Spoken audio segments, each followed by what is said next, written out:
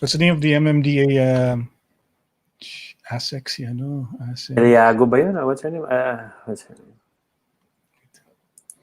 The one who's in trouble now? Is she in trouble? No the one's... girl?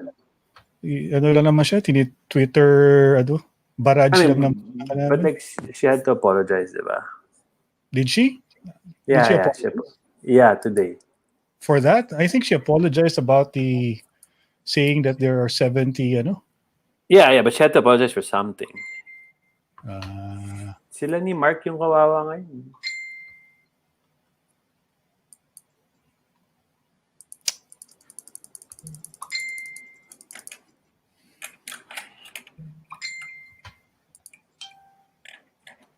Si Mark? Yeah, Mark Lopez. Kasi, well, first of all, yung noise generated by that controversy is not doesn't represent the majority. It's just always naman. Diba, it comes from the same group of people who don't like the government. Always on. But there's nothing insensitive about what they said. Diba, you just got lang, cause of Liza Sobrano was doing that Gabriela, and Gabriela is medyo tied to NPA. Yun lang naman sabi niya, diba? Tsaka, ang hindi ko maintindihan is they always get mad na tinitira sila, they're not allowed to say what they want, yada yada, freedom of press, freedom of whatever. But then when the other guys say it, bad trip din sila. Sinusuppress din nila. So hindi ko gets. Kailangan fair. Yep. Ang bango ng jersey na to. Ano ba to? Hype sa down to. Ang bango, bro. Okay. Ay, may nanonood na pala. Hello, guys. Good evening. Yun. Meron ba akong Check ko lang kung... There's already some comments. So, hello, good evening, guys. Thanks for joining us.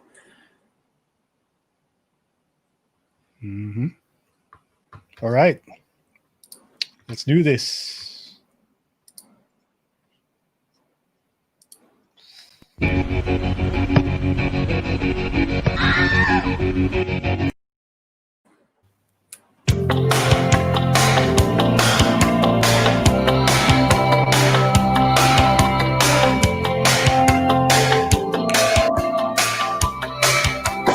Cruising song na piniplay ko pag nagde-drive eh. Hindi pa yata ako pinapanganak nung tinutugtog na to sa radyo, bro. Ikaw, sobra ka. Talaga. Ano lang yan, hindi yung masyado sikat. And driving music. Welcome to the show. Welcome to Istoryang Futbolero. My name is Ron Poblete. I'm with Mikel Pares of Anti-Hands. And grabe, Mikel, no? It's been how many months since we started this blog? Since March. Kailan ba to? March. Well, I just guessed it, diba? That those first few episodes, I can't remember. Tagal na nun. Early days pa yun ng lockdown. Early days of the lockdown, and now here we are. Here we are. Diba? Wala pa rin tayong sponsor. Ano ba yan? Hindi mo pa rin tinatalo si eh. Hindi mo masyadong ginagalingan eh. Kala ko ba tatalunin mo si James Deacon? Wala akong I need better lighting, I need better sounds, I need Guys, yung mga fans natin, tulungan ko. Yun, welcome to Istoryang Futbolero. Dapat pang bigyan ng exemption ang rebeldeng namatayan ng anak? Sumusobra na ba ang kalayaan na ibinibigay sa ibang gustong ibagsak ang pamahalaan? Yun yung topic natin, yun yung serious topic natin ngayong gabi for Istoryang Futbolero. Si Mikel was very hesitant to talk about this tonight because he's afraid of the NPA. Bro, don't mess with those guys, pa. Para sila yung the boogeyman. Diba? Para sila yung pag sinabi mo NPA, huwag mo sinasabi yung word na NPA, mahirap na. Baka abang sa kanto. Bad words yun. Baka hanapin ako ng mga yan. Pero matagal-tagal na rin silang NPA, no? Ibang henerasyon na ng mga NPA ito. As a matter of fact, if my memory serves me right, it's been 50 years since this organization started. I mean, this rebel group started. Anniversary ba nila? Happy anniversary! Tama ba yan? Hindi kasi... Check yung mga fans natin, our viewers will fact check that. Thank you, guys. We'll fact check that. Gaano katagal na ba ang CPP, NPA, mga gusto natin tanong mga viewers ng Istoryang Futbolero. Would you know? At pag hindi mo naman alam, pwede mo namang i-google yun. So baka malamang madaling i-access yung information about that. Hello to Christopher Odinoid. Sama niyo palagi si Orion para mas maraming viewers. No, wala kaming hatak pag wala si Orion at saka si Mark Lopez. Si Mark Lopez eh. Speaking of Mark Lopez, rin siya, na hot seat na naman siya nung kabila, ng Twitterverse na tinatawag natin. Binabanatan siya ngayon at yung MMDA ASEC Celine Pialago.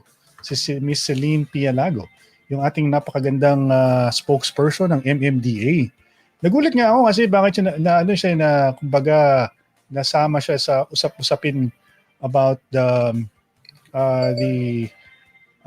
person who was in prison, no? Yung nahuli na may mga weapons.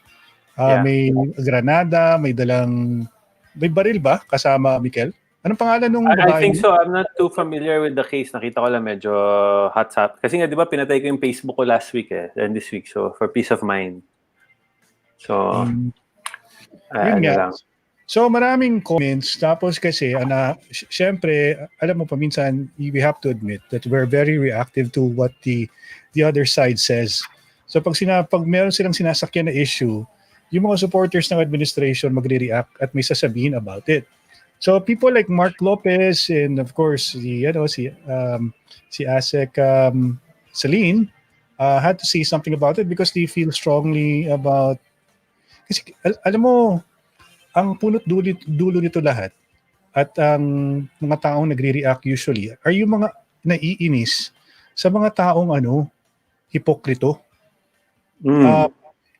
Di ba? Yung first sabi ni Fiscal Darwin Cañete, if you know who he is. Yes. He's also a blogger. Sabi niya, pinakita niya yung photo nung, alam mo yung bata na namatay dahil sa NPA, the one who got kidnapped, di ba? Yung baby na inambush nila yung sasakyan that was supposed to be owned by this guy from the military. Pag straight nila nung sasakyan, may tinamaan na bata na baby. Tapos ang sabi ng mga gaya ni Darwin, sabi, itong may mga talaga mga loko-loko rin itong mga dilawan, pati itong mga nasa Makabayan block. They never said anything about that incident when it happened. It happened 2017 lang yun, Mikel, ha? Did they go off about it on media na parang mga NPA, condemn mga NPA, pati kawawa naman yung baby, o diba, may narinig ka bang ganun? Wala. It's the same as the other human rights issues naman sometimes, no? Hindi naman na bring up yung mga iba. Pagka it suits lang the narrative or the headline, pwede na i-bring up. Kaya nga eh. Tapos yung pagkakaintindi ko dun sa incident with is her getting spending time in jail the reason for the baby to have died? Ganun ba nangyari? Yeah. Ang alam ko lang parang the baby was 3 months old and died of pneumonia, I think, which is really, really heartbreaking. Nobody should have to go through that, and I feel for the family of that person. Pero grabe.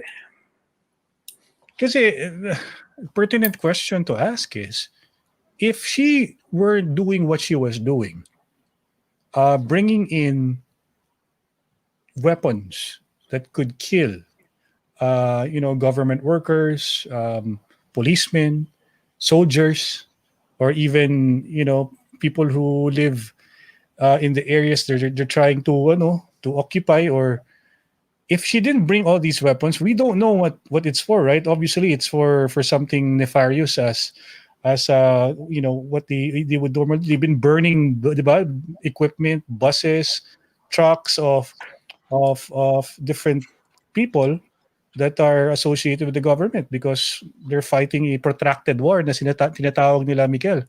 When you say a protracted war, that's always been the battle cry of the NPA ever since. Sa kanila, the seasons will change. Gito ang kailang pananaw, Mikel, eh. The seasons will change, the presidents will change, the administrations will change, we will still be here. Until we finally reach our ultimate goal, which is to, topple government and kumbaga free the Filipino people from all this this corruption and whatnot. Yun yung kailang objective, eh. To become government. Pero it's medyo nagiging na rin siya, Mikel, nakakasawa na rin, and it doesn't. Good luck kasi nga yung constitutional reform di magawa, ano pa kaya yung pagiging komunista. alam mo hindi ko rin nga naisip kaagad yun, eh. Sabi ko, ano ba pinapaglaban nitong mga to? Kasi parang pag komunista, hindi na nga napapag-usapan ng communism ngayon kasi you have countries like China and Russia who've sort of like adapted to a more hybrid political system, no, or government. Like China, for one, is a socialist slash parang na rin, capitalist democratic country, di ba? Ang China. Yeah. You still have the state controlling everything, but they've opened their economy to the rest of the world. And fair enough. So, I mean, now, with the NPA naman, it's hard because, I mean, what I'm sure a lot of the people who joined the NPA and even the ones who nagsimula ng NPA, medyo may mga idealists talaga, no? They want real change and they're fighting for certain things, which is fair enough. Diba, we always say naman, karapatan niyan. Ang sana lang mawala is the violence, no? Yun lang sana yung mawala kasi ang dami nang namatay, both sides, no? Sa military, sa NPA. Sana matigil na talaga yan kasi hindi naman kailangan ng karahasan, no, to get what we want, because it never really ends well, no. Sana lang, and I really hope that the people who are there just really may talagang nakikibaka, they really believe in the cause, and they're fighting, hindi sila nauuto kasi minsan alam mo yung mga boss mo inuutusan kang gumawa nito, sila ang sarap ng buhay tas ikaw kung nung pahamak yung nagawa mo sa sarili mo and your family. I also feel for the ones na yung mga parents who lost their children because sumali nga, namundok or all that, kasi that's not easy. I studied, di ba, sa UP Los Baños ako nag-aaral, eh. Accusation dati, di ba, pala kami binibiro na madami mga taga-UP sumasali ng NPA. Ngayon ko, hindi ako na-recruit. Pero siguro hindi lang ako fit. Masyado kang cool, bro. Hindi ako pumasa ng criteria. No? But again, like I don't like personally, I don't go after the NPA. I have no. Kung may nanood na NPA dito, hindi akong kaaway nyo. If you believe in your cause, that's good. Sana lang talaga matanggal yung violence. Yun lang sa akin. Kasi medyo, it doesn't, ang daming namamatay na for this. And sa totoo lang, there's a lot of fear sa mga probinsya and other places with that. Kasi kahit kami sa business namin, like we experienced that before. I used to receive phone calls. Nakwento ko na dati sa barging business.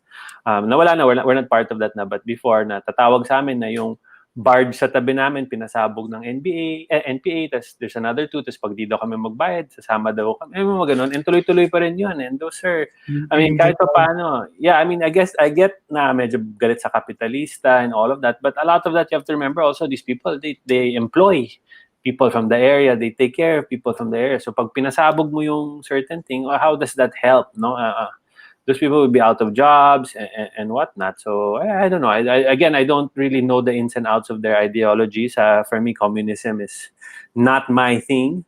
But it's a different era. Sana lang we can all learn to get along. Yung biggest concern ko lang, Ron, with this issue the other day is ang nakita ko na that upset me lang a little bit, na nag-post nga ako nito, no? Is ang ginawa nila is yung innocent till proven guilty. Nakita mo ba yan? Innocent till proven guilty. Yeah, so this lady, the poor, kawawa naman, her child died and all that, but they made her a slogan na parang, I saw it quite a few times sa Facebook na they posted her attending the wake or whatever. Tapos nakalagay, innocent till proven guilty.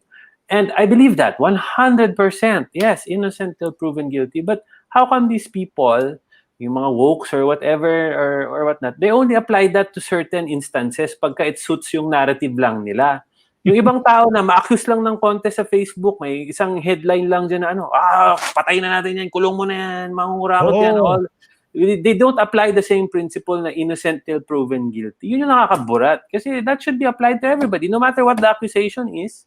Everybody has a right to go to court, to defend themselves and whatnot, no? Hindi lang because it suits the narrative, all of a sudden, innocent till proven guilty. Ano pa? There's other people, let's say even Chief Justice Corona, all these other, di ba, ang dami mga, before, na-accuse, vinivilify na kaagad na ganyan-ganyan. And we should apply that same policy. The letter of the law applies to everyone. Wag lang kasi it suits, ang ganda tingnan sa Facebook, kawawa, yung mga ganyan. Hindi naman. It would seem that parang feeling nila they have a monopoly on the truth, no?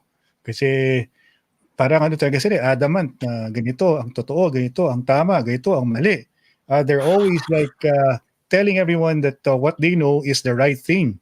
There's no walang, and I think part of this doon mo masasabi talaga, Mikel, that whoever's running the machine for the other side, they have only one objective, which is to take over.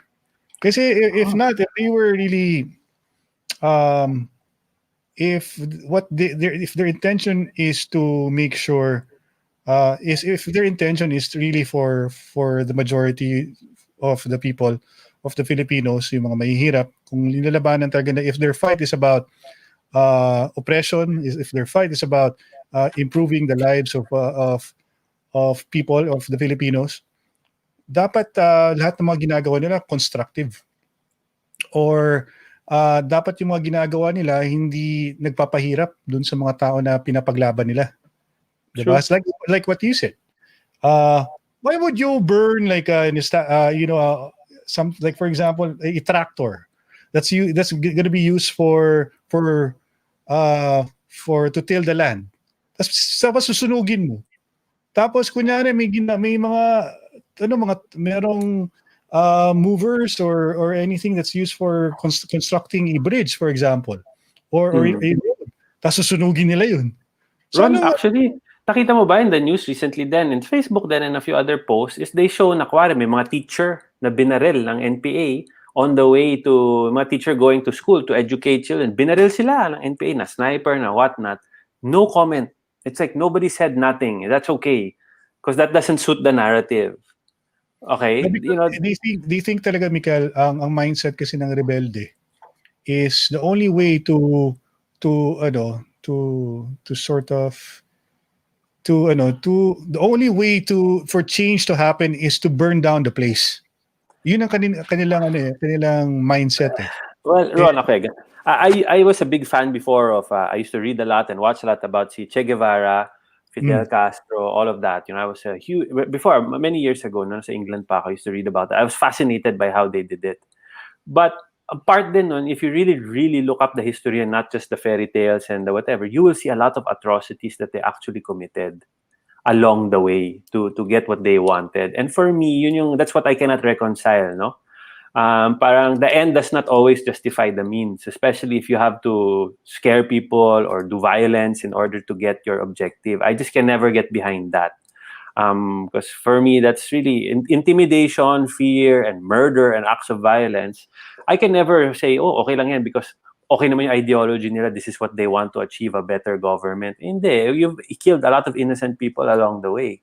It's the same as war, diba? That's why I can never support a war, whether it's in Iraq, Iran, whatever. Kasi so many people, innocent, collateral damage, get killed. Na wala naman silang kinalaman dyan, nananahimik yung mga yan. Then you kill them just to justify what you want. Mali yun for me. Kaya if they're wondering why it hasn't been working, they've been there for 50 years, they've been doing the same thing, they're very effective, they're very organized, they're very smart. People who joined that movement are obviously smart people, diba? I mean, they come from UP, they come from all these leftist organizations, and they know how to speak.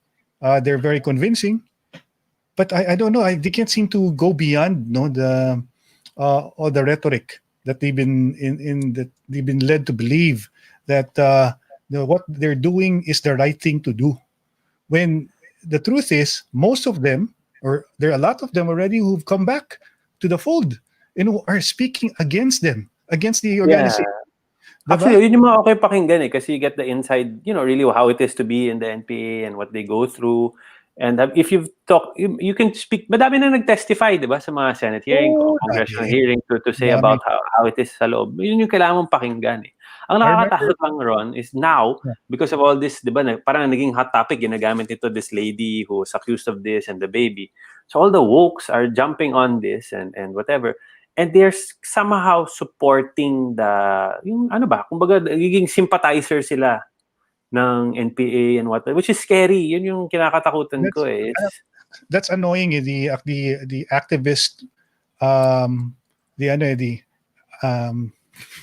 yung mga ating yung mga bagong aktivista, yung aktivista lang para lang for the sake of it. Kasi we have celebrities, chiming in. You have you even have gosh, medyo kilala ko pa nga to si Ann Curtis, nagsalita. Talaga? Tapos parang, what? I mean, do you even know what the story is? Diba? I mean, these people, they tend to comment on political things without even studying the situation, without even knowing the details, knowing what's up, diba? I mean, bakit ba nakulong yung tao? Diba yun yung unang tatanungin mo, bakit ba siya nakulong? I mean, ngayon, ang tatanong mo rin, bakit ba nila masyadong, yun din ini-exploit nila yung baby. I mean, how many worse stories have you heard before na more accusations about people na ganyan na nobody cared. The same people who now really are pretending to care about this lady and her baby, before, ang dami ng atrocities na nangyayari, accusations, this, that, wala naman silang sinabi. But all of a sudden, it's like everybody wants to chime in on this. Again, you're entitled to your opinion. That's great. Okay? You're entitled to do that. You're entitled to believe. You're entitled to feel sorry for this lady. But what I don't like is when they get mad naman at people like Mark Lopez or Celine Pialago for stating what they believe in or what their thoughts are. Exactly. Diba parang you're saying na you're being suppressed, your freedom of ganyan is not ganyan. But then when the other side says something na hindi mo naman feel, bad trip ka. Everybody, let's go on Twitter, let's destroy Mark Lopez. Let's ganyan, let's make, diba? They're not there to just destroy you. Hindi even nagsisilabasan pa yung mga anime trolls nila. yung mga accounts na walang picture na totoong tao. Facebook user. Personality na. Yun yung nakakatakot nakaka-bad trip yun kasi bigla na lang pag it suits them, lalabas sila, ganyan. And then, parang, like I said, if you are campaigning for freedom of expression and you think Duterte and the rest of the people are suppressing you, but then you're allowed to do all of this stuff you want to do. Pero the minute Celine Pialago says something you don't agree with, it's like, oh my God, this woman has personally crushed my soul. I want to destroy her. Parang it's not fair, diba? Boy, you both want to play that game. Allow everybody to say, if you don't like what she said, then don't listen to her. Don't give her the airtime. O ngayon, dahil sa issue, lalo naging sikat, diba? O, ayan. Like I said, kasi they live within an echo chamber of sorts, the Twitter echo chamber. Most of them are there.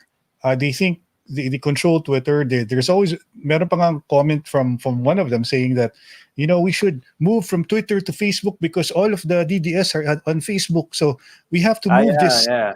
I saw that. Sabi nila mga Duterte supporter, mga bobo. So sa Facebook lang sila. Twitter is for the more educated, mas elite na ganyan. So dun dapat, alam mo parang wow, Jesus, that's not really.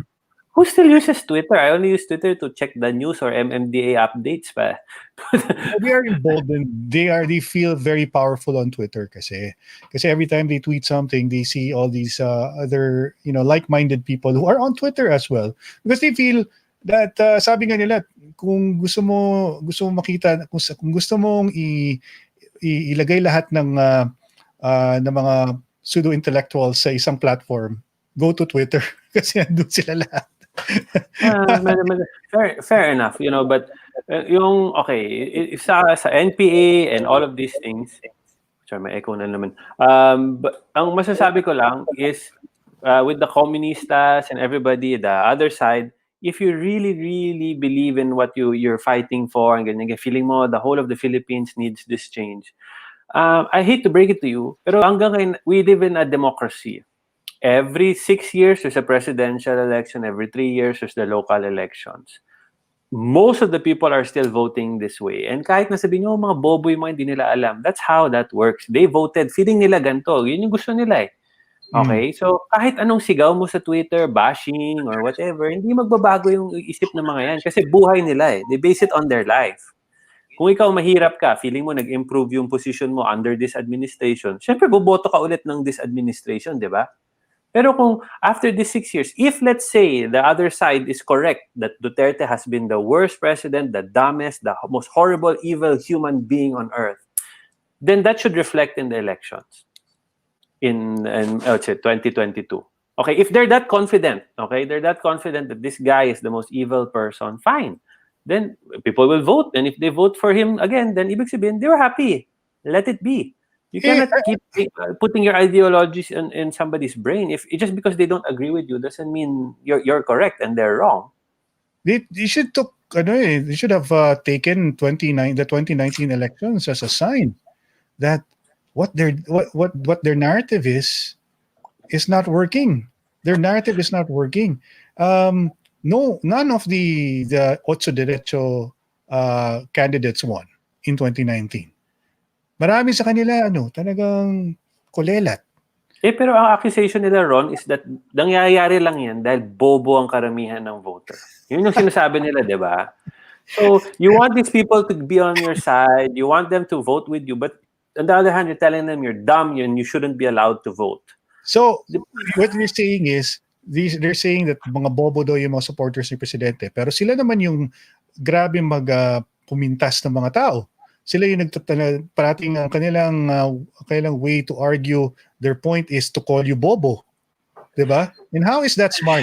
Exactly. Name calling doesn't change a thing. Like for me, like I've said for a long time na sana talaga, I pray for a better opposition. These guys, they really should do better because you can put more pressure on the government, do good things, and really give it a good parang go, no? Kesa na ngayon na parang it's just not working out and there's no change in strategy. Ang nangyayari na lang, nakakalungkot, is every time there's an issue, whatever it is, basta dun sila sa kabilang side dun. They cannot, di ba? Whatever this guy says, no, opposite, complete opposite tayo. But we will make it batikos. And it's already repetitive and a lot of people sadly are just seeing it as a thing. Although kasi sometimes, may genuine point pa rin yung opposition, okay? They have genuine points and suggestions. But because they've been so known to just make kontra, hindi na tuloy, people don't take it seriously na. And it's just so divided na, hindi ba sasabi ng yellow, ayaw ko na maniwala.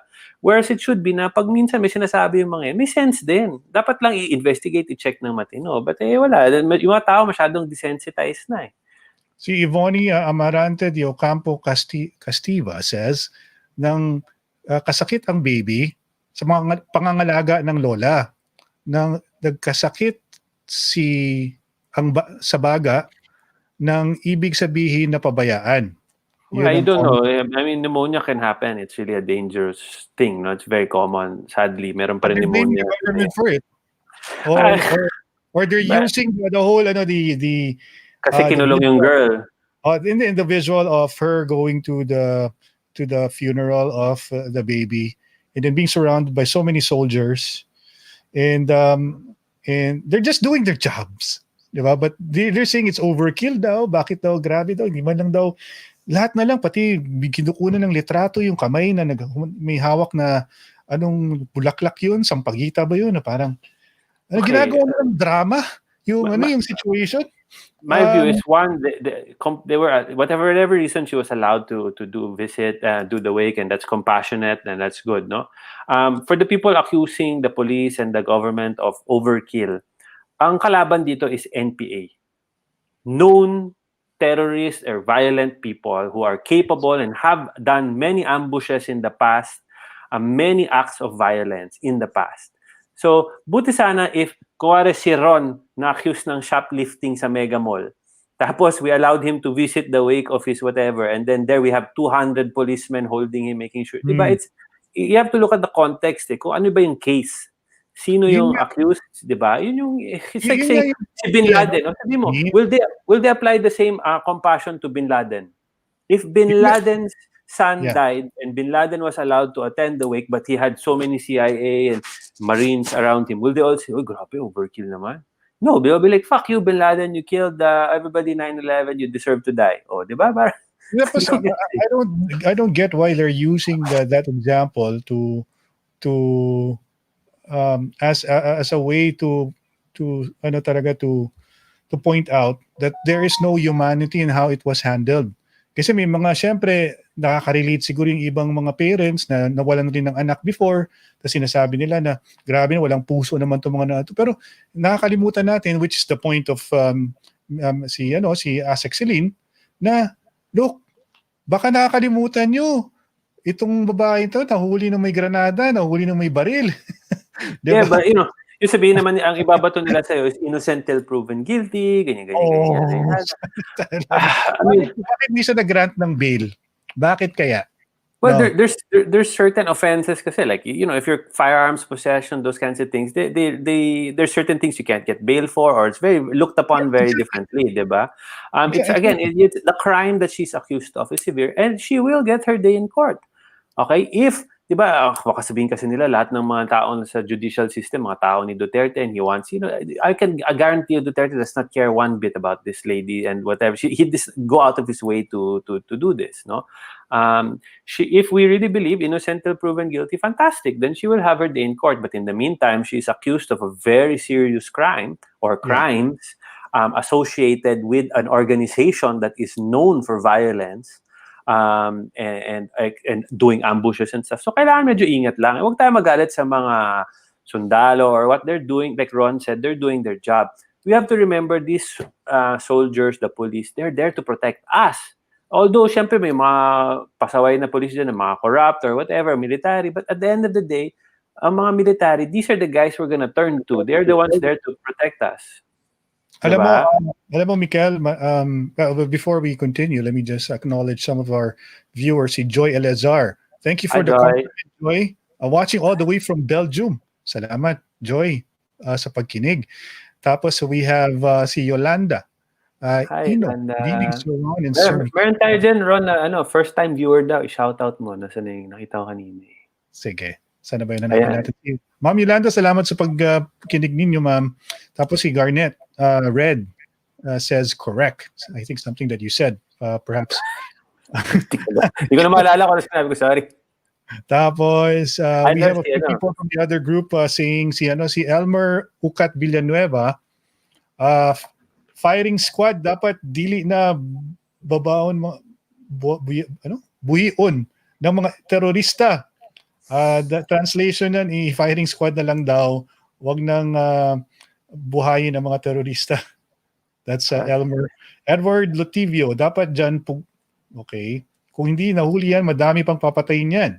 Tapos si Leo Degario Ronquillo, failure of human rights to intervene with the atrocities but they are speechless. And si Anrol Nosmait, notification ko this past few days, yung issue na yan, grabe. So it's not really, I'm not wrong when I say, Miguel, hindi pa tapos tong issue na to, no? Kasi it's being talked about on social media and even mainstream media, they still haven't let up. Si Lea de la Torre, ang media ang OA. Sabi ni Lea. Tapos si JC ko, utak ng hanggang 160 characters lang ang mga sa Twitter.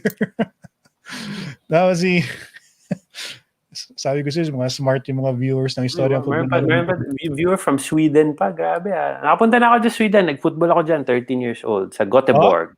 Oh yeah. Gothia Cup, right? When I was 13. Tapos si Yvonne Castiva, nang kasakit ang baby sa pangangalaga we mentioned this already. Si Julio Bulusan, magandang gabi mga sir. Late viewing ako, may pre-recorded speech si Mayor Digong. Ganun ba? Talaga. Paki-update kami, thanks. Paki-update kami. Si Jolo Garcia is also listening. Si Enchong D. Saka OG Diaz din. Boss Ron. Dominic Solpico, limited ang utak. Okay, something that we read already. Tapos sabi ni Jolo Garcia kanina, That's what Professor Alfred said yesterday, that the CPP remains the only communist party na gumagamit ng violence sa kanilang cause. Kasi alam mo, Mikel, ang communist party is not illegal sa ibang countries, diba? Lalo na sa Europe. Yeah. There are communist parties in, I think, if I'm not mistaken, sa France, even sa UK ba, meron bang communist party, Mikel? Wala, Not that I was aware of, no. Maybe sa Netherlands, I think meron mga communist parties that exist in some of the European countries. But, they're doing it the right way. I mean, the democratic way, which is have the support of the people, not force your way or force your way by inciting violence or diba? Or you yourself creating violence. Ang sinasabi ko nga, Mikel, maraming mga bagay about the CPP-NPA. It's the longest running show, kumbaga communist insurgency in the world, I think. Kasi merong mga if I'm not mistaken, may mga communist insurgency sa different countries in South America that have ended already, di ba?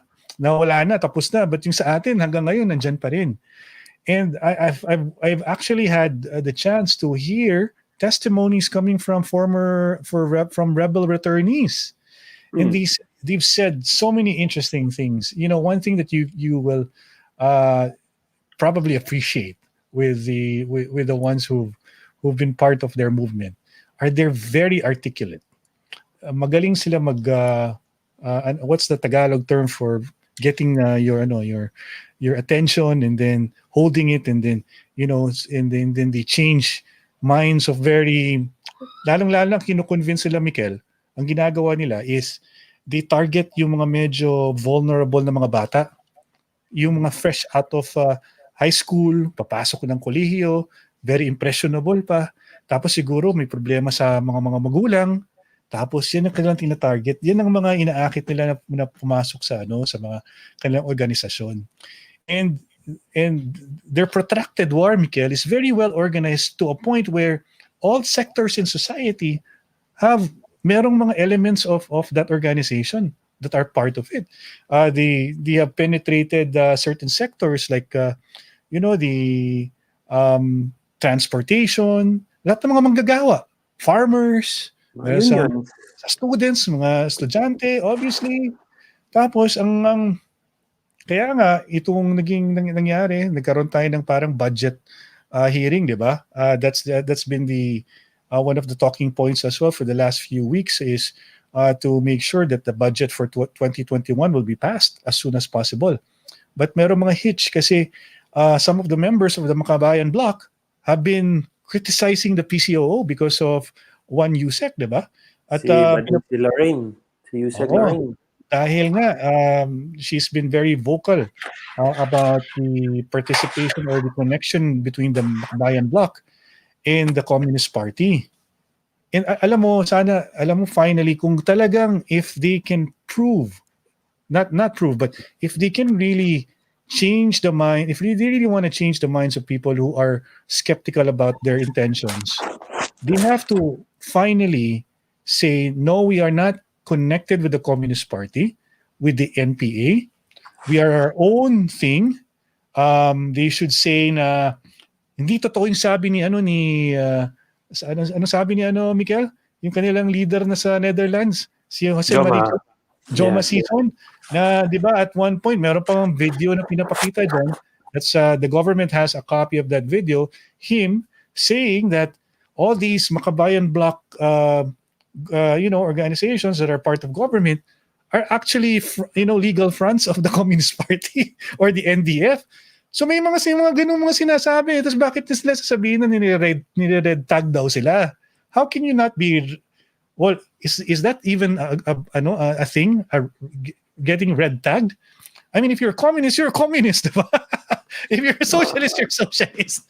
We're not in the 50s panahon ni Senator McCarthy in the US when calling you a communist can mean losing your liberties. They've been accused of being associated with the left, with the NDF, the National Democratic Front, but no one's putting them in prison. Diba? I mean, if you look at the photos, if you go to Google right now, hanapin mo aktivista. Okay? Tapos lagay mo, click mo images. Makikita mo, Mikel, ang daming yung mga nagrarally na yan na part of these so-called legitimate organizations na are also in Congress right now. Makikita mo yung kanilang mga supporters, meron din silang mga tarpaulin na join the NPA. Makibaka. Sumali sa NPA mga paano ka hindi mare-red tag kung negative nga yung red tag na yan kung ikaw mismo ini-incriminate mo sarili mo. 'Di ba? Well, nakita ko yung parang sorry, may echo. I saw the demand letter of si Lorraine. I mean, hindi naman demand, but she said, okay, I will resign. Diba? She said, I will resign in a heartbeat pag ganyan. And it's fairly, like just condemn the atrocities, say you're not in the NPA, tapos, diba? But for some reason, I don't know why, they haven't done it and she's still there. Actually, in fairness, I admire her kasi ang tapang niya. I mean, di ba ako nga, pag-usapan lang yung NPA dito sa vlog natin na may nakabahan na ako, siya, talagang she goes out there and says these things. So, fair play to her. She really believes in it and she wants to protect the youth and whatnot, di ba? Pero hindi lang, yung mga demands niya, like you said, sabihin lang, hindi kayo NPA or you condemn the atrocities of the NPA, tapos ang boxing. Correct. Di ba? Pero alam mo, one thing, they're very good communicators, you have to admit. Kasi you know why?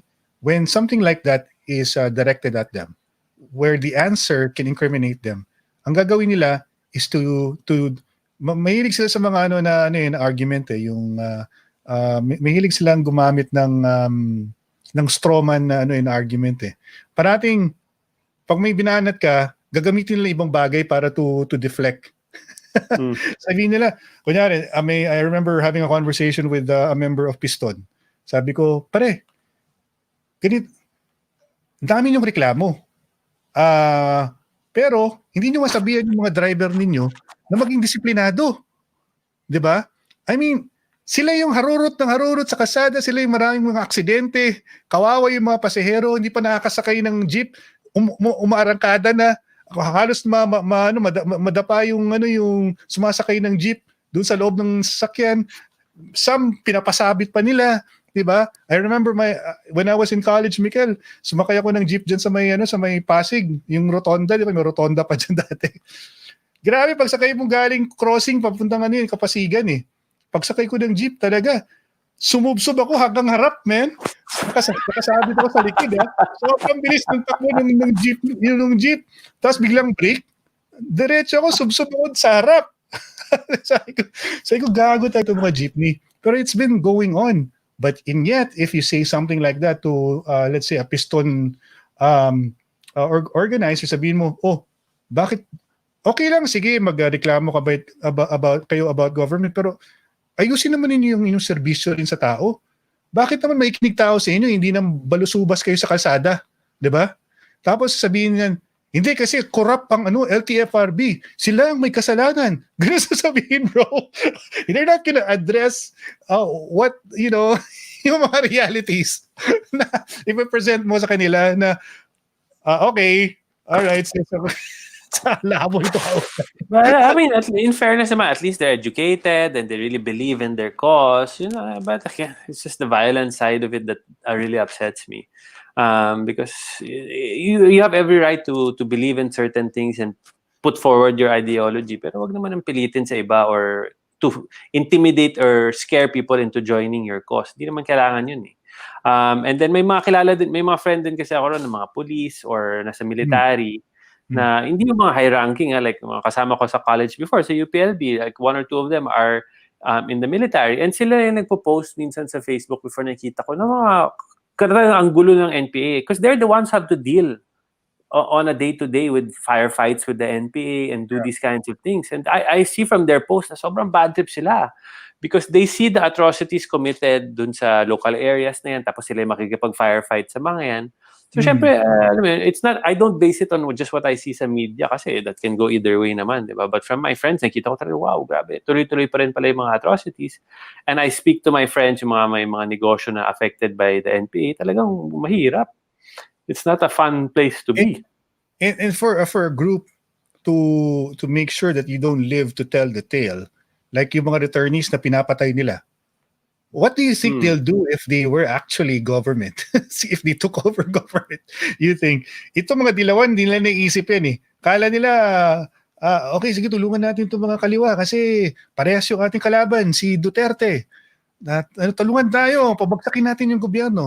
Pero sa tingin mo, pag let's say, nangyari na yun na naging successful yung kanilang pagsasama-sama at pagpabagsak nila ang gobyerno, sa tingin ninyo, hindi kayo ang susunod pag nakapasok na yung mga komunista sa gobyerno? Alam niyo ba, kasama sa kanilang grand plan is to purge. They will purge the government, they will purge society. And if you are not part of their cause, you're dead. Again to our NPA friends watching, wala akong issue. Yung mga iba dito rin, mga viewers natin nagko-comment na natakot sila mag-comment kasi daw again, it's testimony of form of rebel returnees. Yeah. I mean, I get it naman. Again, we're not. It's very difficult. No, it's very difficult. Yung comments lang natin is just based on the particular situation now with that lady. I don't even know her name. But yun lang. It's just that, again, respect everybody's opinion, respect everybody's freedom to say what they want, and respect what you want to fight for. But like I said, basta wag lang sa violence. Like even, kuwari, mga MP, nanonood kayo, galit kayo sa amin ni Ron. Hindi nyo feel yung sinabi ni Ron. Lalo si Ron. Naka-red si Ron, no? Red tag. Naka-red yung suot. Naka-red tag. But yeah, these are just views. Sabi ni Julio Bulusan, natatawa lang ako na nagagalit ang bayan muna at kabataan party list na ayaw nila ng red tagging. Kada mag-recruitment sa schools ay proud sila na ipinanood ang video na isang ibong sulo. Okay. yan sinasabi ko eh. If you go to these kasi they always like congregate, diba, Mikel? I'm sure you've experienced that before. You've heard people go to these meetings, diba, when you were in UPLB, and they congregate. And then if you were a fly on the wall, you would know what they're talking about there. It's about taking over government. Well, if you really want to take over the government, go for it. But do so in a peaceful manner. And make sure that everybody wants to support you. The thing is, ilan ba nakatira dito sa Pilipinas? Ilang millions ba tayo dito? Ang dami natin, di ba? So, you have to get the consensus of most people kasi kahit na anong gawin mo, kailangan susunod pa rin sa yung tao, di ba? And it really depends on their day-to-day lives. I'm just hoping na there's enough improvement in these governments now na less people would want to join violent causes. Di ba? That's true. Sabi ni Erickson Obordo, honestly, hirap mag-comment na sa probinsya ako eh. Sabi ni Erickson. Oo nga, change topic na tayo. Baka may hunting, hanapin ako dito mga Sabi ni Ronan Dayot, walang bansang naging mayaman sa stupid na ideology ng Maoism, Leninism, Marxism. Violence to establish MLM communism is really bloody. Oo. That's a different era altogether, Michele. In the day of social media, I mean, we are so allergic to, kita mo nga nangyayari sa Amerika ngayon, Michele, yung mga videos, because there's social media and anyone who has a phone can post something on social media. If you see something like a video that is violent against a minority, like what happened to Black Lives Matter, diba? Yung si Floyd ba yun? Si Floyd? Yeah, George Floyd. Video. What happened to America? Bigla na lang talagang sumabog yung issue na yun. And so we're very we have low tolerance for violence. And if violence is your way to sort of like burn a candle or to have that effect on a large population, I don't think it's going to work now. I mean, first of all, people don't hardly care about issues now more than ever because they're busy thinking about their lives and how to go about it. Well, yeah, Diba? ang kalaban right now is COVID and the economy, di ba? Yun naman Yeah. ang concern ng mga tao right now. Although, ang dami na dadagdag ng mga other stuff, the distraction. But yung focus talaga should be on, kung kumbaga common enemy tong si COVID, kesa komunista ka or what, you should be against that. Ang karamihan ng kabataan ngayon, busy sa BTS, tsaka sa Mobile Legends. Mobile Legends pa rin ba uso ngayon, Mikel? Ano bang... Wala lang dyan. Yung mga anak ko, anak mo? Fortnite ang nila. Yung anak ko, Fortnite nila. Tapos yung mas maliit, Roblox naman. Roblox, no? Alahanin ninyo, hindi na po 80s ngayon na walang mabasa yung mga kabataan. At saka nag-aabang lang ng Voltes 5 sa Channel 7. Ngayon, hindi na ganun yung panahon ngayon. Marami na masyadong distraction ng mga kabataan ngayon. At marami na silang pwedeng basahin. At it so happens that we also have Netflix. It's the Netflix generation where people have so many choices and the idealism is very shallow. You know, kaya mas maraming yung mga armchair warriors ngayon eh. Yung mga sa Twitter lang sila mga aktivista pero in real life, when you try to mobilize them, they're not gonna actually spend time under the sun to fight their beliefs. Hindi lang yan, Ron. Hindi lang sila armchair, or It's just that they are so seasonal. It depends. You know, their views change from one week to another. And pag feel lang nila, sakalan sila magre-reklamo, di ba? Parang hindi sila consistent sa kanilang mga concerns minsan, which is sad, sayang, because there's so much potential, there's so much information, we have the power to change our governments for good, but we just wasted fighting amongst each other and pretending to care. Mikael, it's a bad combination to have a short attention span and to be an activist, and that's the case right now. We have so many so-called activists, even there are celebrities who are taking on causes, but they don't even spend time researching on their issues. Well, they don't research it, and then the minute another issue comes up, nakalimutan na. Okay, you want me to prove this case and point. Okay. Remember when everybody was talking about the PhilHealth billions? Galit tayong lahat. Whether Duterte ka or Yellow, galit ka, bad tip ka, saan yung pera? Everybody's so mad. Nasaan na yun? Nasolve ba yung case? May nakulong ba? May anything? May resolution? Nothing. It's not even spoken about anywhere. Kasi we moved on. Yung news cycle na yun. Tapos na, di ba? Wala nang hashtag eh. Somebody tried to revive it a few weeks ago na hashtag nasa na yung PhilHealth, but wala, died a death because wala na siyang support. Napaka-importante ng issue na yan, pero wala na, okay na, move on tayo. Kasi nga distracted at saka short attention span, Mikel. Yan ang borat eh. Marami tayong mga Doribles dyan. Alam mo si Dory, yung character sa Finding Nemo. Yeah.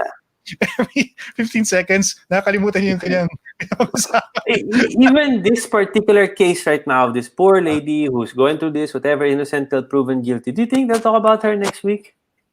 I don't think so. There'll be another issue that they'll focus on. And all those people who said innocent till proven guilty, kawawa, overkill, they won't even remember.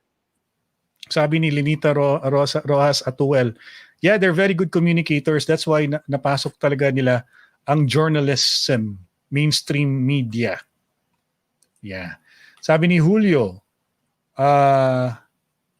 nabasa ko na ba ito, Mikel? Napasama lang ako dati sa anak bayan nung EDSA 2. Siguro sa adrenaline rush lang kaya sumama ako pero hindi ako nagpatuloy, mga hardcore na eh. Sabi ni Julio. Okay. Paul Ian says authorities seize 2 hand grenades. Ito yung case. So itong babae na to na hinuli, parang naging siya, poster girl for humanitarian causes, is nahuli sa kanya are 2 hand grenades, a Bushmaster XM15 rifle. Ito ba yung mga pang-sniping na rifle, Mikel? Do you know anything? Wala akong alam sa baril. Hindi ako naglalaro ng Call of Duty. A Bushmaster it's a very, that's being used by the military. 2 Colt MK4 pistols, magazines and bullets, 11 cell phones, laptops, and identification cards from a house that served as the office of the Bagong Alyansang Makabayan in Tondo, Manila. It's a terrorist cell, no doubt about it.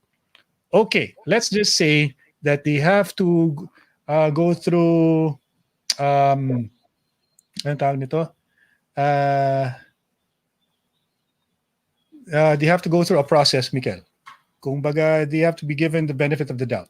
Yes. They have to be it has to be proven, they have to be proven guilty, diba? Before we cast them as, as somebody insidious or somebody who is up to no good.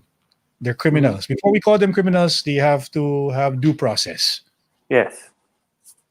Pero it's also hard for people to surmise or to even give assumptions given the evidence that's being laid out. Well, I mean, but sometimes kasi Ron, but sa totoo lang, may mga instances na kuwari planted yung evidence or what. This is why we hope that this lady will get her day in court and all that. One thing that I want to focus on dun sa issue is, I mean, sana talaga she'll get legal representation, and if she's innocent, she'll be proven innocent, no? But for whatever reason, even the super grave accusation against her, kahit di pa proven, it's just a grave accusation, she has no bail. She was given humanitarian leave to attend the funeral or the wake of her child, which is not afforded to a lot of other suspected criminals. It's true. Kahit hindi pa sila proven guilty. Okay, let's focus on that. For whatever reason, she was allowed to do it. Medyo overkill, ang daming police, but again, remember, NPA pa rin itong pinag-uusapan. So medyo kailangan mag-ingat, no? But she was given that opportunity. There are many other criminals or accused criminals na are not afforded that required that, kuwari, mamatay yung asawa from cancer or whatnot. They weren't allowed to visit their relatives. So let's see, at least, for whatever reason, pinayagan. Let's be happy that it's there. And if she is innocent, then she will have her day in court. She will, if all of those people believe she's innocent and they really want to support her, give her money for her legal fight. Get her the best lawyers.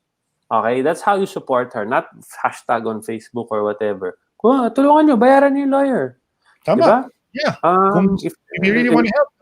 And if ang dami dyan mga lawyers from the other side, the anti-admin or whatever. Si Chel Diokno. Diba? Chel Diokno and all of them, they're supposedly a good lawyer, will really fight for human rights. If they believe all this evidence is planted and there's nothing, defend her, go for it, do it pro bono. And hopefully get her off. If she is innocent and she is freed, I'll be happy. Has there been people going forward with representation? I haven't seen. Mahirap dito, Ron, kasi if they go and put their money or they defend her, it will be a long case and they'll be busy with other stuff. They'll forget it. Hindi na relevant tong lady na to, sadly, in a few weeks. So it's not worth their while. Okay? But when we go to the terrorism and innocent till proven guilty, where were all these people before yung sa US, yung sa Guantanamo Bay? After 9/11, human rights, pagka-accused of terrorism, out the door. Wala na yan. Basta feeling nila, terrorista ka or you support the cause, wala ka kulong. They'll waterboard you in Guantanamo. And none of these human rights guys were like, oh, no, because they all believed that all of these people are part of that 9/11 terrorism killed. Yeah, whatever. There's nobody said innocent till proven guilty before. Wala naman yun before. In America, if you are found carrying an Armalite or a rifle a weapon that's very deadly, like a Bushmaster. Sabi dito ni Julio Bulusan, hindi pang sniper, sir. Armalite ang Bushmaster XM15. So Armalite. So that means it can go full auto. Kasi sa America, bawal yun eh. Bawal I think bawal you're not allowed to fly. Hindi ko na alam sa Amerika kasi labo na mga gun laws nila sa Amerika. Oh, well, that's true. But if you are caught carrying such a deadly weapon, there is something, I mean, kung sa ibang bansa pa yan, talagang may problema ka. So itong tao na to, na yun lang, the only saving grace for her, really, if you really look at it objectively, is that she is pregnant and had a baby in prison. Diba? Ron, I guarantee you, kung nasa mall ka, biglang may nakita kang commotion na may inaresto yung mga police doon, tapos nakita mo madami mga barel, nobody would say, oy, innocent till proven guilty. None of them. I can guarantee it. They'll just go along, go to do their shopping, kain muna, kasi it doesn't affect them. Like, feeling na wala, but all of a sudden, it's in the news, it suits a certain narrative, and everybody's trying to get behind that cause. But sadly, whoever this is person, feeling ko, sadly, I hope I'm wrong, baka ginagamit lang na naman yan for the news. And to see if they can get any sympathy. Kasi lahat na lang, kailangan batikusin, di ba? Every day na lang may bagong issue. And again, next week, iba na naman yan. Iba na naman ang pag-uusapan, iba na naman ang hashtag, ganyan, innocent till proven. Wala na yan. That will all move on. Sadly, ang dami na nangyari. How many things na nakalimutan na natin? Yolanda fans, nasa na yun? Nakalimutan na pag-usapan. Yung SAF 44, nasa na yun? Wala, nobody talks about that. Diba? It's just, we have such short memories. In the world of talking points, the current issue is always the main issue, but it doesn't last long. That's why I can't get behind certain people. I cannot support them kasi alam kong humahashtag lang yan sa Facebook para makirelevant. Correct. Pag personal na nila na buhay, yung mga ganyan, kuwari, example lang, sana walang magalit sa akin, itong innocent till proven guilty, pag sila mag-accuse ng mga katulong nila ng pagnanakaw, wala namang, they don't afford them due process, accuse kagad yan, ninakaw mo ganyan, pakulong na yan. I've seen it. I know some of these people are like that. And that's ridiculous.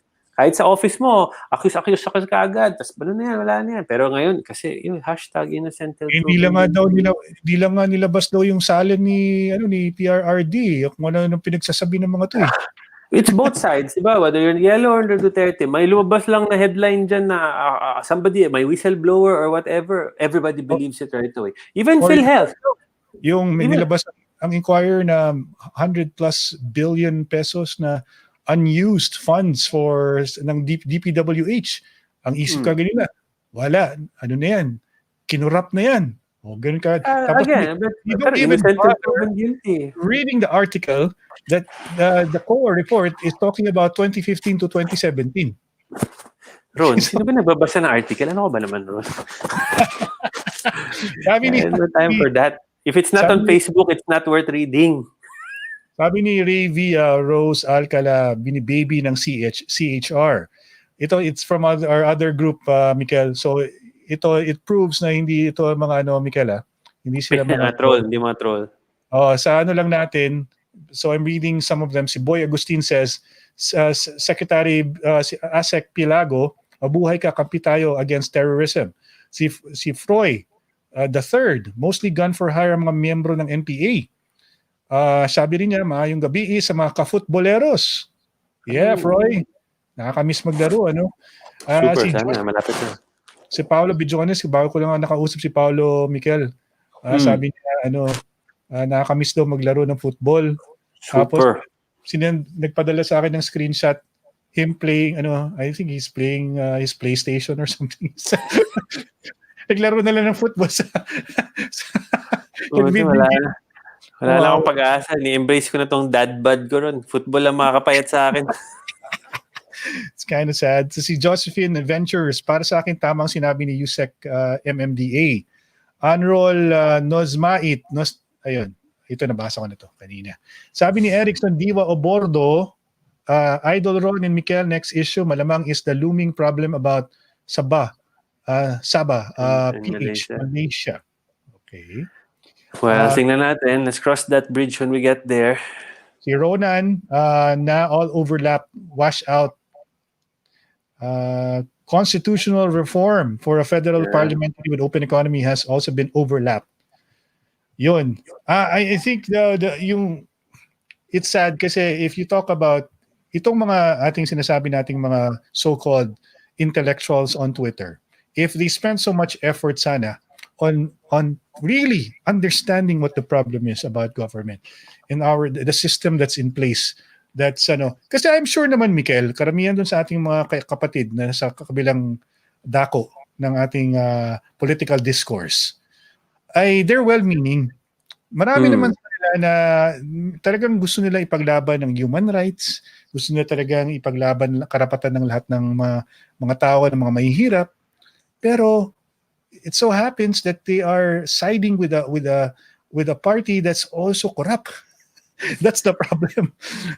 It just so happens they have banded together with them because they share the same, they have the same enemy.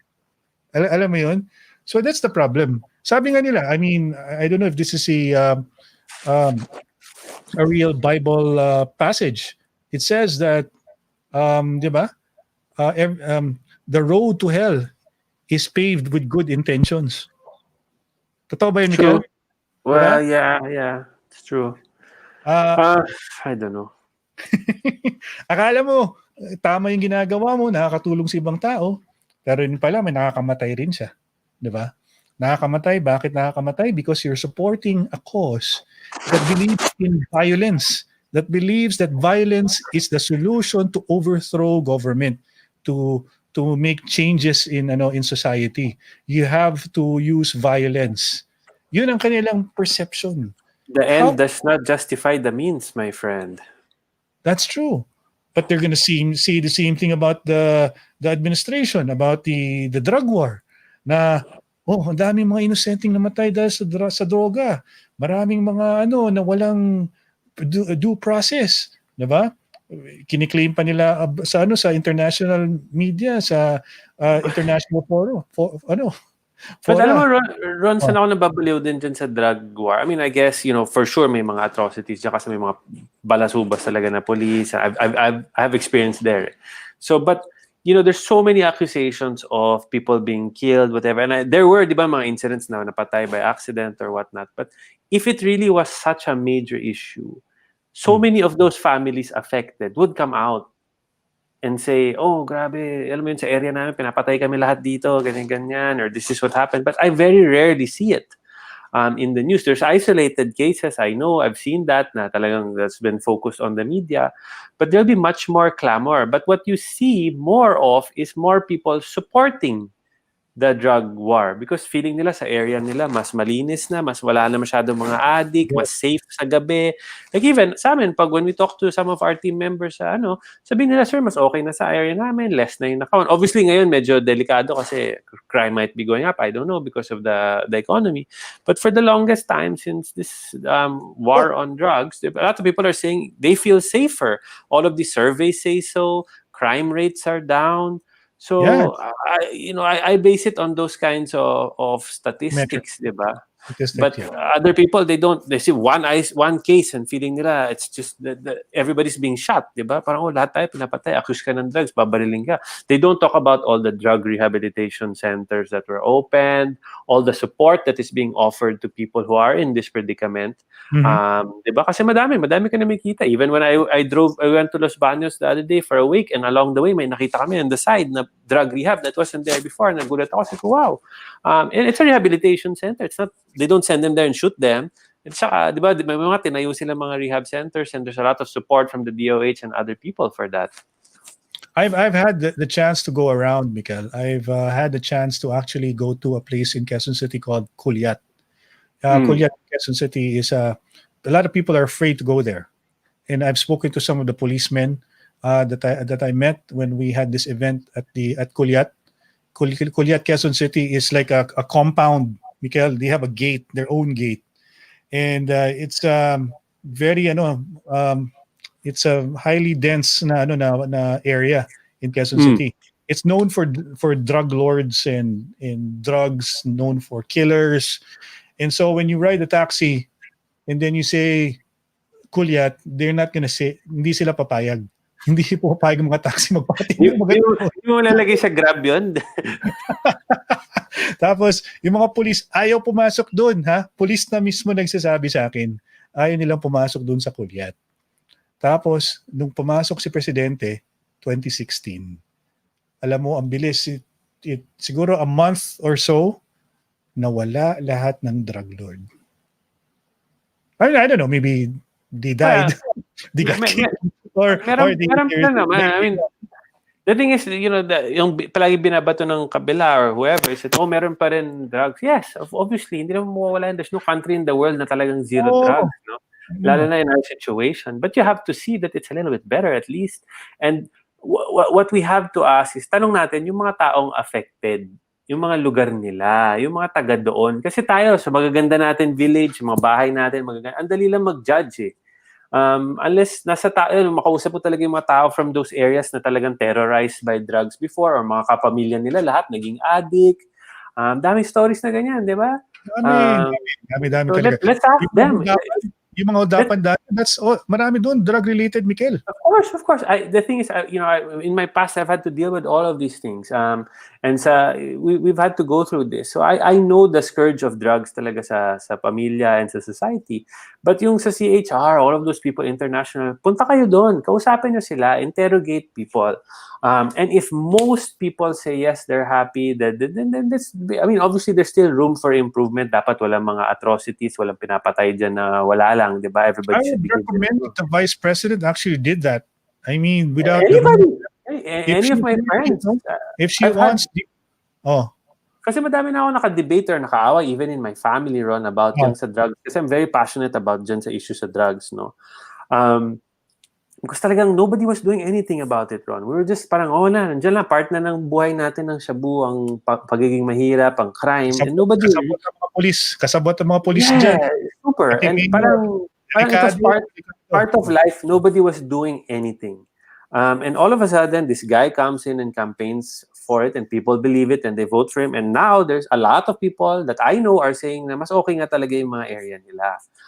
But nobody wants human rights atrocities. I'll be the first to fight against those kinds of things. But let's really get the facts. Let's talk to the people and see, di ba? Itong sinabi ni Erickson, actually, medyo tama din yan. Like, yung kay Duterte, ang daming critic niyan, ang daming whatever. Yung tanimbala na yan was one of the most frustrating things na hindi mo maintindihan. Na kahit ako, pag pupunta sa airport, sobrang takot kasi ano ba to? Diba? People, it seems such an easy system to fix, pero hindi maayos-ayos. And then this guy comes along, and have we heard any tanimbala since then? Parang wala, no? Parang, wow, okay. And then they wonder why people are happy. Before kasi may culture of impunity that wasn't abated. Tapos nung pumasok si Digong, yung mga simpleng bagay na na-frustrate na people like you get frustrated over, and I'm sure most people from Metro Manila hate the fact that the former administration wasn't able to fix that that problem, which seems to be a very simple problem to fix, but yet these people continue to do it. Alam mo yun, parang wala silang pakialam kasi walang pakialam sa kanila yung mga powers that be. Kasi it didn't affect them, so why would they care, no? It was bothering me, but kasi sobrang baba na ng expectation natin sa gobyerno na simple things na it's so easy to fix and should have been like fixed like that. Now this guy comes around, fixes it, and we're all happy. But that's standard. Kung trabaho ko yan sa airport, kung ako yung airport manager or whatever, dapat lang maayos ko kagad yan. Doesn't need presidential intervention, no, nothing. Diba? It's like I'm in charge of a building or whatever, I should be able to fix that. But it wasn't, for whatever reason, di maayos-ayos, nakakahiya, di ba? But kasi hindi naman sadly, Ron, hindi mangyayari sa mayaman yan. Kung mayaman ka, may narinig ka ba na natanimbalan na mayaman? Wala, di ba? It's normally mga OFW, mga vulnerable, mga senior or whatever na peperahan nila dyan sa tanimbala na yan. Kasi alam nila pag ginawa nila sa mayaman. And that's why it was never really actioned upon. Ito pa pansinin mo, Mikel, the genius of the president, no? Remember yung early years ni Presidente when he would take commercial flights going back to Davao, and then he would ride Cebu Pacific, for example, or Philippine Airlines, and then he would go through airport security. Hindi siya nagpapa-exempt. Pero doon pa lang, I think his message is, you fuckers, or you pa-VIP na mga gago kayo, tigil-tigilan ninyo yung papapa-VIP ninyo. Kasi there were videos before that came out, di ba? Yung mga, hindi mo ba ako kilala? Yung bakit mo ako kinakap-kapan? Or mga dami, hindi nga papasok sa X-ray, di ba? Di ba? X-ray. Tapos bigla rin you see like the president himself and even Bongo would go through the metal detection, go through the security protocol. Nila for show lang yan. But yeah, I guess. Ito, Ron, these are the comments I like to see. Yung kay Julieta Estacio. Lagay mo yan. Yung mga kailangan mong basahin. Our place is relatively safer than before. We can now walk at night without fear of being confronted by users who used to occupy the streets. So, Boom! diba? Mic drop. Ganon. I mean, that's very common. I mean, I've ridden so many taxis, Grab. Tapos, pag kinausap mo sa when you have conversation with them, when they bring up something that's related to politics and what the president has done so far, that's the main thing that they'll say. I've spoken to Ron. I've spoken to a lot of employees or team. You know, I asked them kasi ayoko din na maging tanga na I'm believing okay na yung drug war or ganyan mas okay tas hindi pala, no? And I won't know that. I live in a nice village. I hardly ever commute. I wouldn't know that, no? So kailangan kausapin mo yung mga tao. Eh yung sinasabi nila sa akin, most people are saying to me, mas safe na yung mga lugar nila. Okay, dati yung mga empleyado namin, pag payday, ilang beses na hold up. Alam mo yun, ang daming storya niya. Pinalitan na namin yung mga dates ng sweldo namin para hindi na sila ma-hold up. Alam nyo ba yun? Siyempre, di ko sasabihin yung mga date. Baka ma-hold up sila ulit. But we actually had to change the dates of their payday because they were always getting held up. Okay? And now we don't hear of those things. And those things mean a lot to me because, alam mo yun, ang dami sa atin, kahit ano sabihin mo, most people live in poor areas. Mahirap sa mga lugar nila. And they're the ones that need to see improvements in their day-to-day life. And they're the ones who are seeing it. So let them have it. Diba? And if not, they will vote again. Kung feeling nila, hindi naman na-meet yung mga promise sa kanila, they'll vote. They'll vote for the other side. Good. Doesn't matter.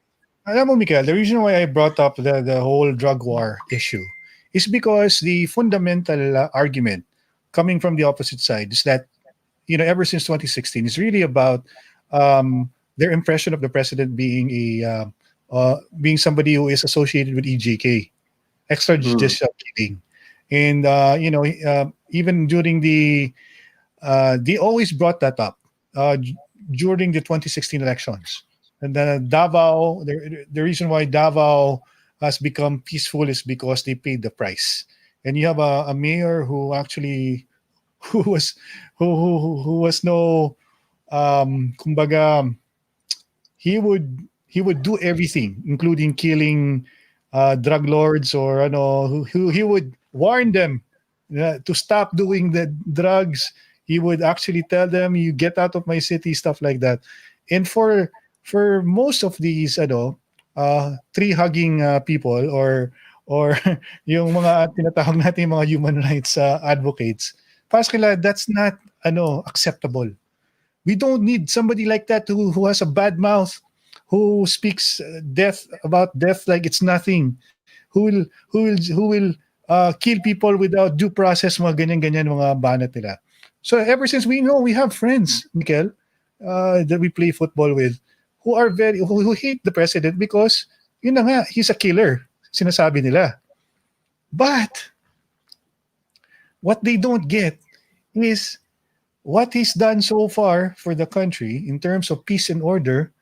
He's been very effective, given the fact that the general population, most of the people, don't understand the language of human rights, don't understand the language of kumbaga medyo sophisticated political thinking or mga na tipong yung mga learned. Kaya sinasabi siguro nitong mga dilawan, mga bobo kasi mga supporters ni Presidente.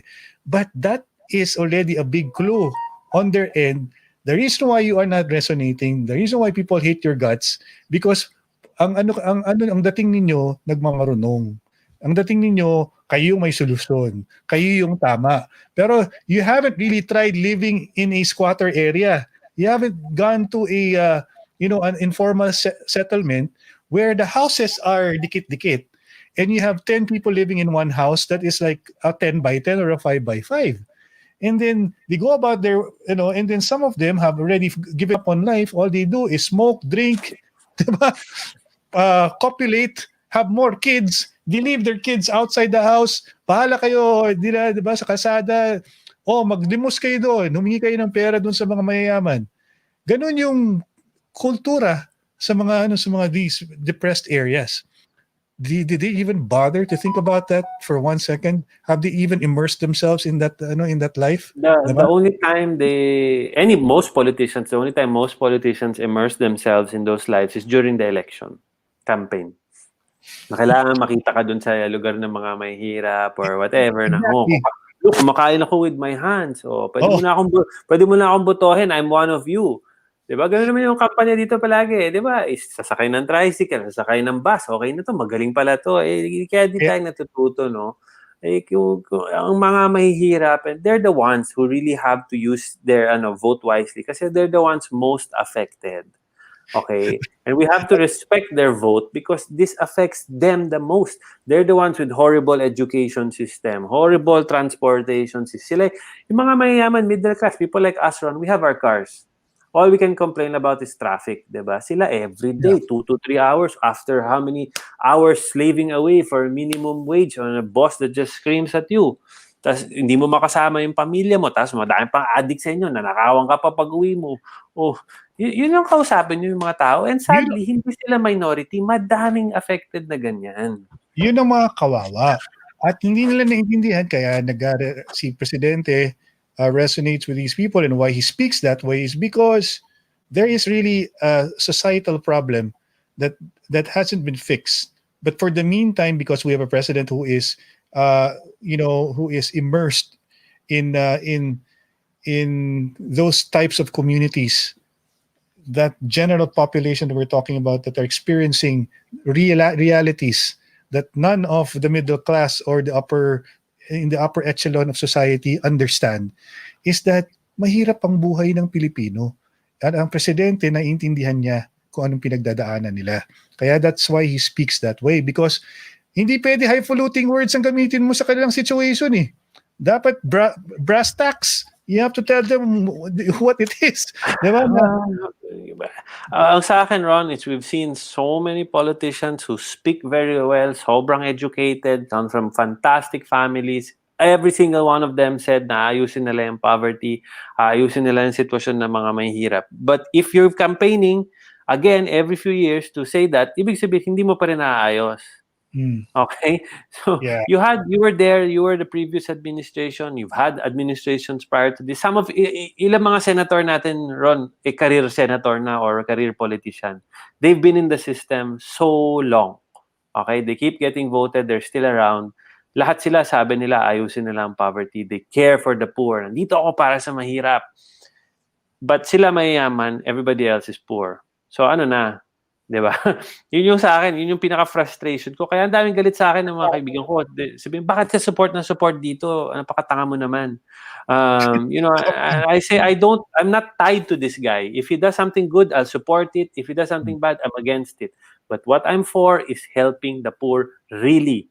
Okay, yung nakikita ko na may action talaga na, uy, pare, OFW, okay ang buhay nila. They're being taken care of. Inaayos nila just for to deploy an OFW. Before, di ba, ang grabing racket nila just to get there. And then, matatakot pa sila sa tanimbala. Ngayon, I mean, it's not perfect, but they're better looked after. Most of the OFWs will say so.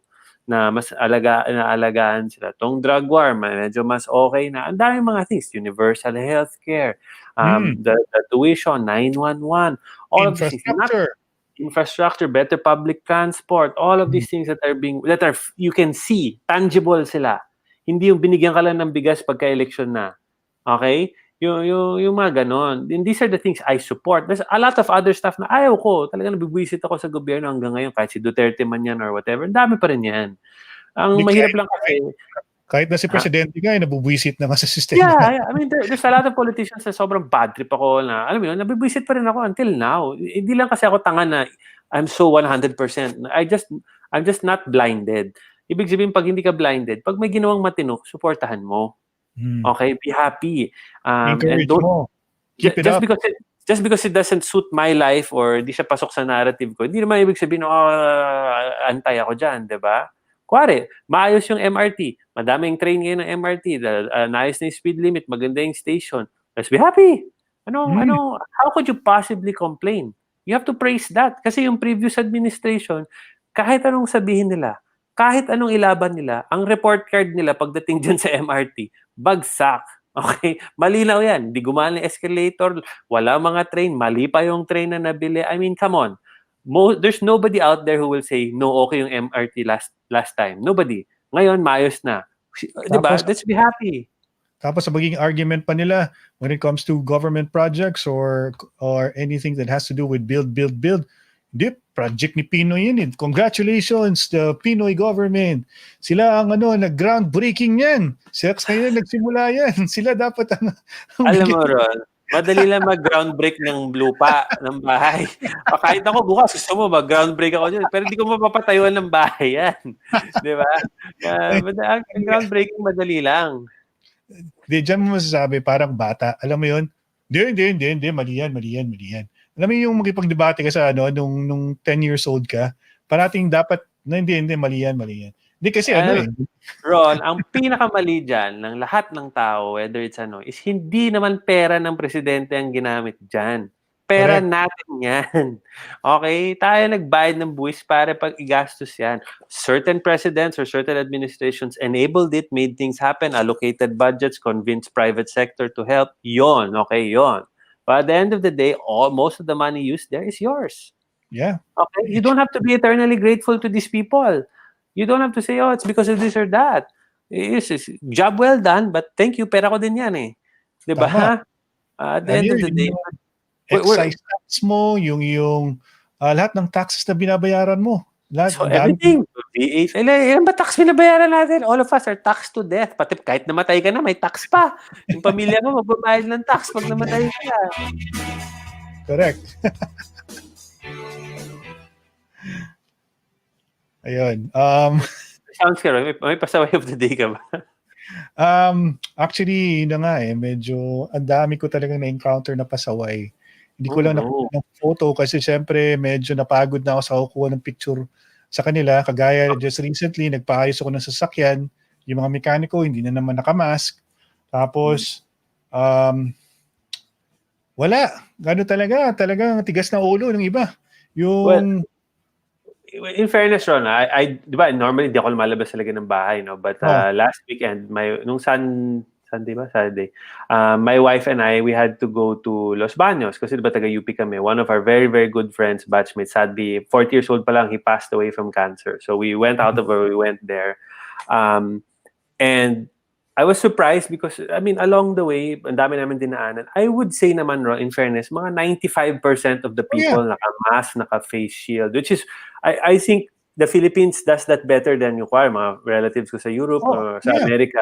May mga pasaway pa rin talaga. But fair sa mga Pinoy, God bless. Kasi most people wear the mask, the face shield. Ang galing. I was impressed na along the way. Very few meron pa rin people use masks. But generally speaking, when you go on the road, tama ka, Mikel.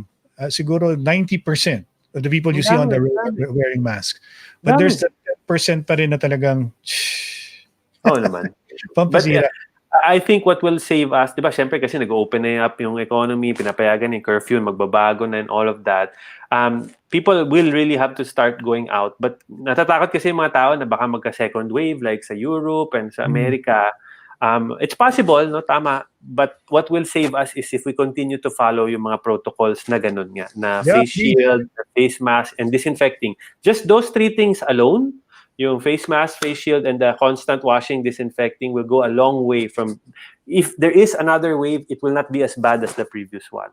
And what we're doing is we're buying time because we're waiting for a vaccine to file... Pero mauna na yung mga congressman at mayor doon sa first round ng vaccine. Ako na lang yung after. Follow ako. Manigurado muna tayo. Sabi, $10 per shot daw. O di pwede na, 1,000. For pagkataas na injection mo, biglang may tenga ka na dito sa forehead mo, kung ano.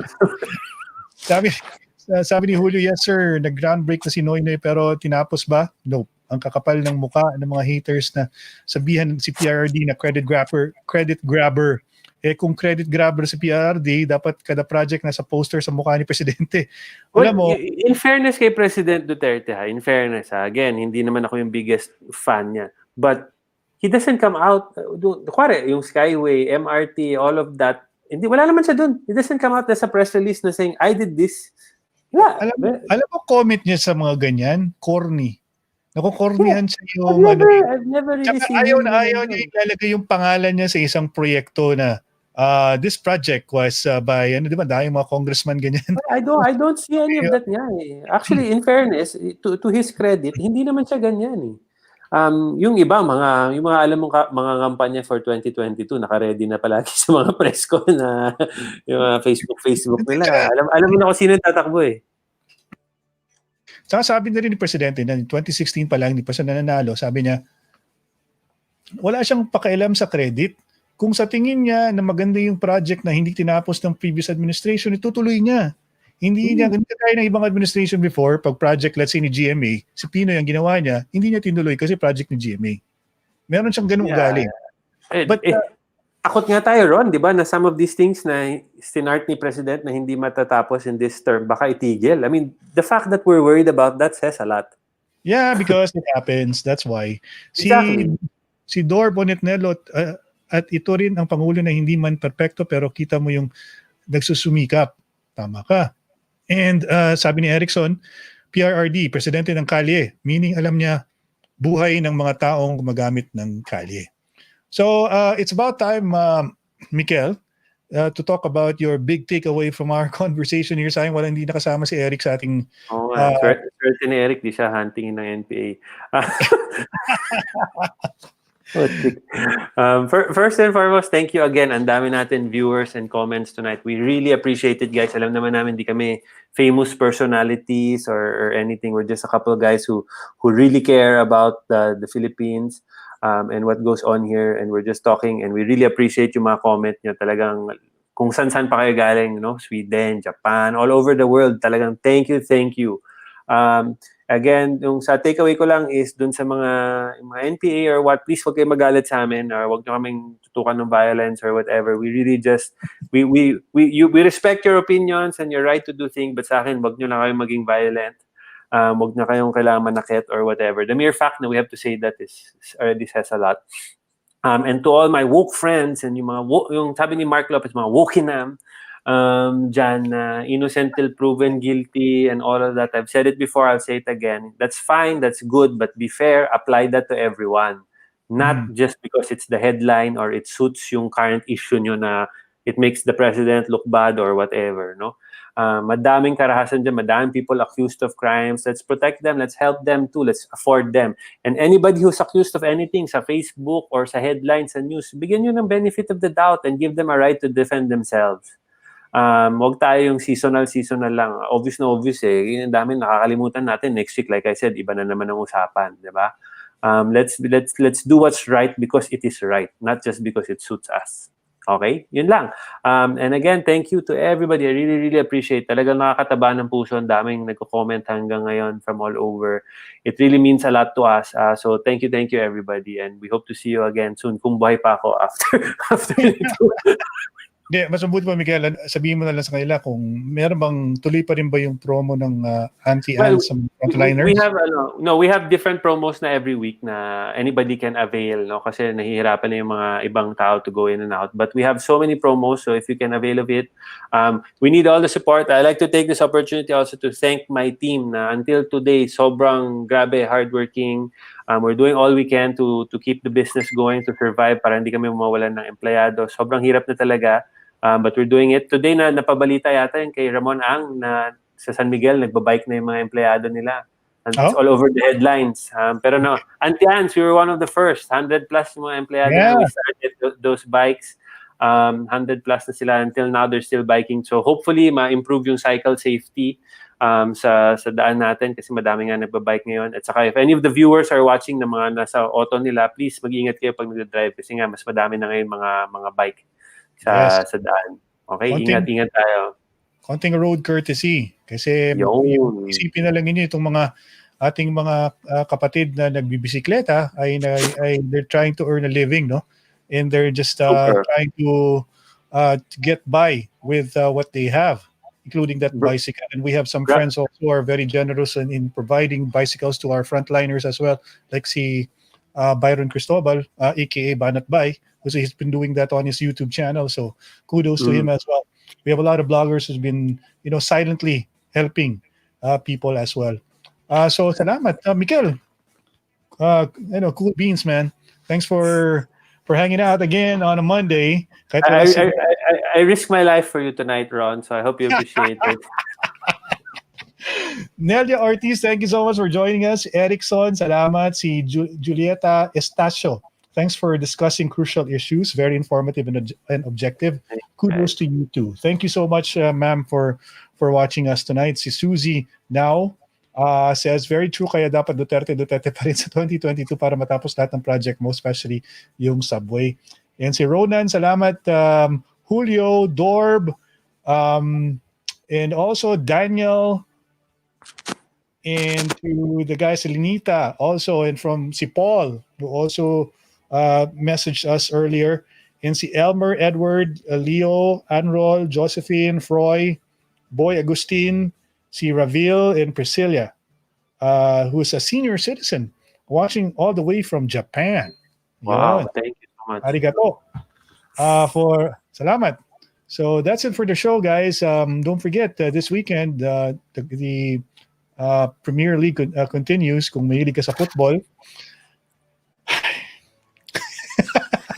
Okay, Ron. Lahat tayo all-outs this weekend. So wala tayong mayabang. Kahit si Eric. Yung isang magaling na player namin. Tapos yung ano pala, yung kung nanonood ka rin ng baseball, tomorrow, or I think a few days from now, the World Series will start.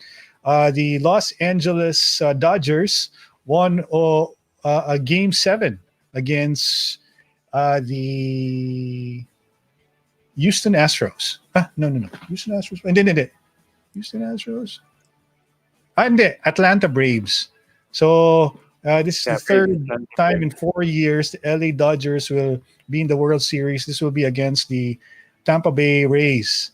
So happy ating kapwa futbolero si Cliff dahil ang LA baka mag-double magkaroon sila ng dalawang championship from two different sports, basketball and baseball. Yeah, hindi ako makanood ng baseball, napaka-boring. Sabihan niyo na lang sa akin sino manalo. Oy, manood kayo ng PBA bubble. Meron din tayong PBA bubble. Hinebra. Nag-start na ba yung PBA? Yes, they have a PBA bubble. Nakakalungkot nga kasi 'di ba meron din sila yung parang virtual fan sa side sa NBA. Wala nang tao. Lungkot. Support our Filipino athletes. Support yung PBA, guys. All right. So, and also I think the Philippine Football League also will start very soon. 7 days, 6 days, 7 or 6 days. 7 days from now, one of our good friends is the commissioner. Si Commissioner Coco Torre. Yes, go Cogs. Yeah. So good luck to all our football players as well. Salamat po sa pagkinig sa Istoryang Futbolero, mga kaibigan. At huwag natin kakalimutan ang reminder ng DOH at DILG, ang kampanyang tinatawag Bida ang May Disiplina. Okay? Bida ang May Disiplina stands for bawal ang walang mask, isanitize ang kamay, distansya ng 1 metro at alamin ang totoong impormasyon. Bawal po ang fake news. Huwag po tayo mag-share ng mga bagay na wala tayong kaalam-alam at dapat i-verify mo natin kung totoo bago natin i-share sa ating mga kaibigan para hindi tayo mag-cause ng panic or mag-cause ng maling or magbigay ng maling impormasyon sa ibang tao at magkaroon lalo ng away-away sa social media. Okay? Amen. So, keep safe.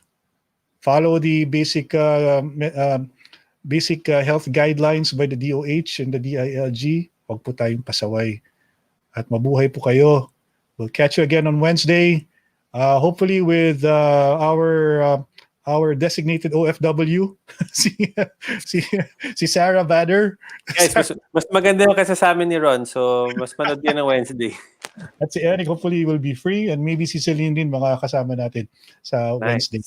If not, baka kung free rin si Mark Lopez, who knows, baka he'll join us again to talk about... Pag sabihin mo nandyan si Sarah, baka mas magana. mas ganahan ka, no? Guys, supportan niyo din si Mark. Tinitira si Mark ngayon sa Twitter ko. Mark means well. He's a good guy. Yeah, definitely. Mark is one of those rare people na who really love our country. Super. Exactly. So good night, guys. Bye. Bye, Mikael. See you.